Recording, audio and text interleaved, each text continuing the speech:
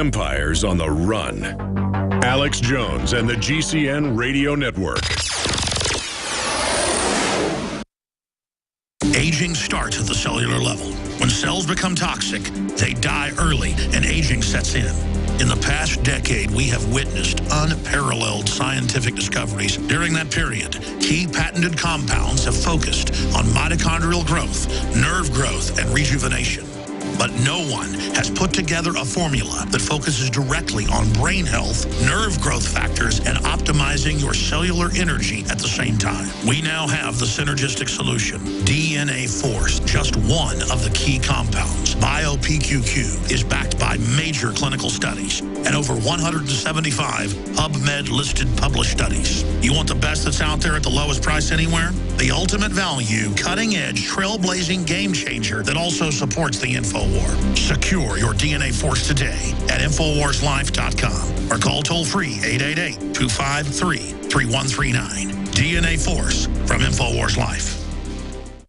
Using unparalleled research in the development of a synergistic formulation based around the key concepts of super oxygenation, the next level in cleansing is here. With key ingredients backed by real clinical studies, the new Oxy Powder, available through InfoWars Life, was invented during Dr. Group's research on the toxification of our bodies. Many herbal colon cleansers are harsh on the body and contain cheap and potentially dangerous ingredients, oftentimes full of synthetic fillers, GMOs, additives, or worse. Gently start cleaning your body with easy capsules that start working while you sleep. Oxy Powder does not require time off work, and there's no need for bad-tasting concoctions. Instead, Oxy Powder slowly releases monoatomic oxygen into the intestinal tract and body. Experience the astonishing cleansing power of superoxide and ozonide technology. Go to InfoWarsLife.com or InfoWarsStore.com to get started with Oxy Powder, or call 1-888-253-3139. For all of recorded history, civilizations around the world praised the health benefits of silver. At InfoWars Life, our mission is to bring you the highest quality, purest, cleanest, effective colloidal silver on the market today for the lowest price available. You don't have to be a doctor to know. The fall and winter months are the most dangerous time of year in North America when it comes to you and your family's health. InfoWarsLife.com is very excited to announce our biggest run yet of Silver Bullet colloidal silver, exclusively available at InfoWarsLife.com. Now, InfoWarsLife.com has taken colloidal silver to the next level using a cutting-edge technique that is free of toxic artificial additives. Now more than ever, it's important to stock up on high-quality Silver Bullet from InfoWarsLife.com. No survival chest is complete without Silver Bullet. Secure your Silver Bullet today at InfoWarsLife.com or by calling toll-free 888-253-3139. Silver Bullet.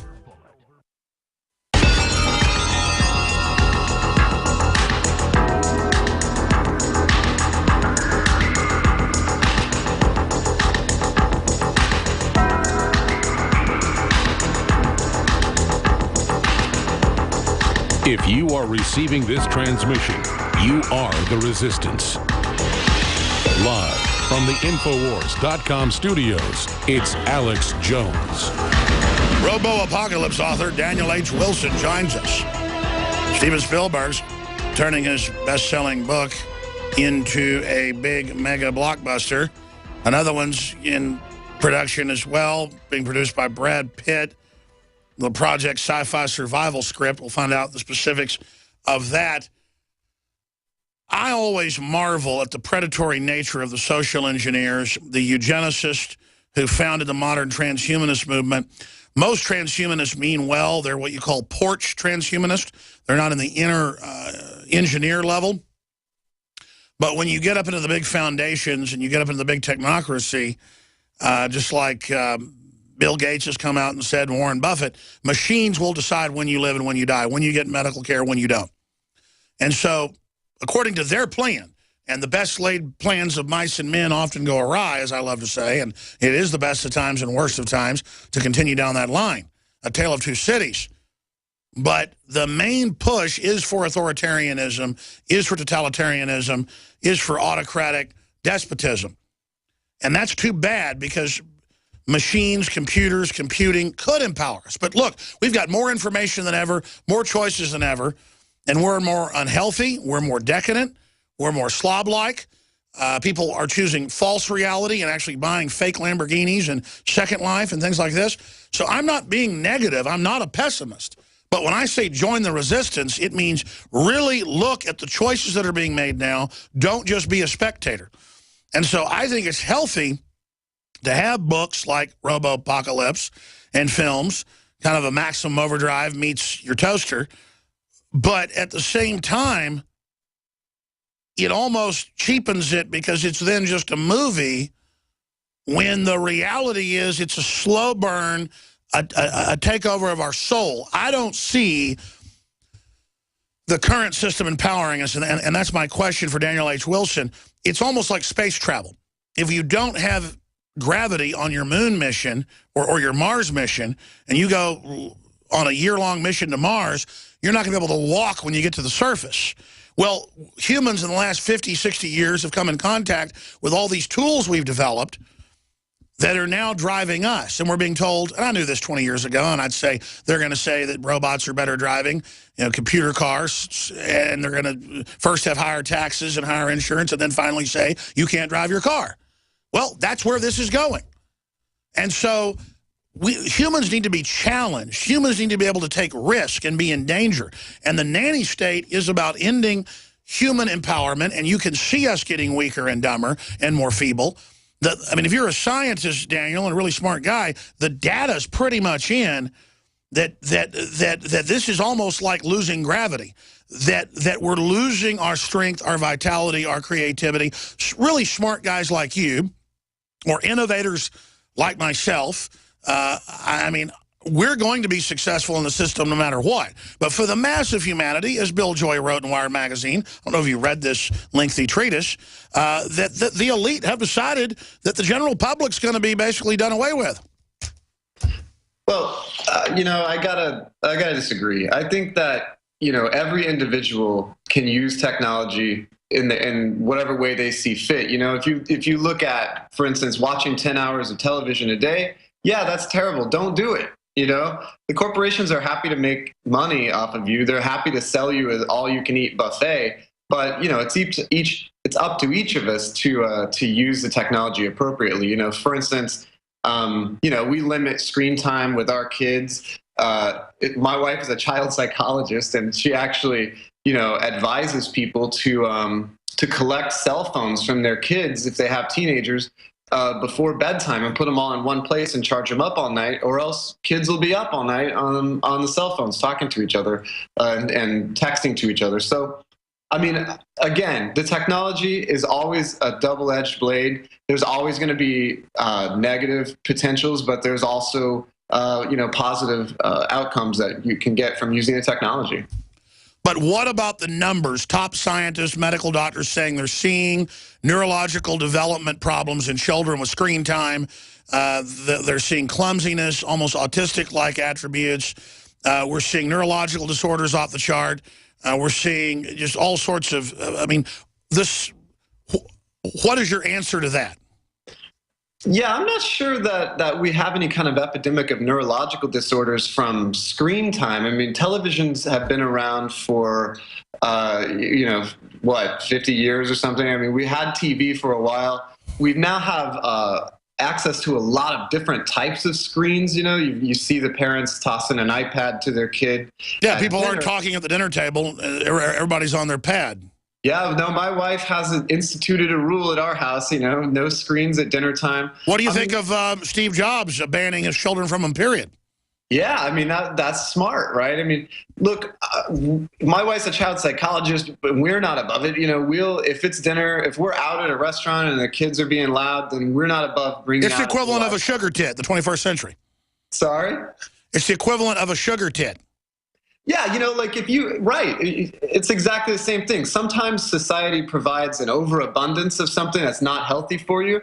And yeah, guess what? You know what? It might be up to the individual to make a healthy decision for themselves or for their family. And I mean, I think that's the opposite of a nanny state, right? I mean, there's nobody higher up limiting exactly what you can do. Sure, but that nanny state is the tablet watching and tracking and creating a psychological detailed algorithm of everything you're doing.